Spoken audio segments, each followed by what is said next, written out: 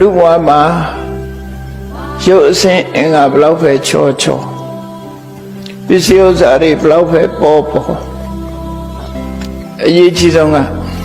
စိတ်ကောင်းနှလုံးကောင်းရှိဖို့ရပိုအရေးကြီးတယ်လို့ဆိုစိတ်ကောင်းနှလုံးကောင်းဆိုတာဟာရှားပါပစ္စည်းလို့ပြောရမှာဖြစ်တယ်လူတွေကမလှလှအောင်ဝတ်စားစေမှုနဲ့လုပ်လို့ရတယ်ဒီကနေ့ခေတ်မှာဆိုရင်ပြမယုတ်ကြီးကိုငွေကြေးတနာအကုန်ကြခံပြီးတော့ပြုပြင်ကြတယ်မလှတာကိုလှအောင်ပြင်ကြတယ်သို့တော့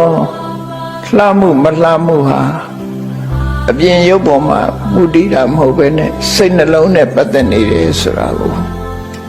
တတိထားမိတဲ့ပုဂ္ဂိုလ်ကအနည်းဆုံးပဲသူနည်းစုဖြစ်တယ်မြတ်စွာဘုရားအဆုံးအမမှာရုပ်ကိုပြင်းနေုံနဲ့စိတ်မပြင်းမှုဆိုရင်အဲ့ဒီပုဂ္ဂိုလ်ဟာ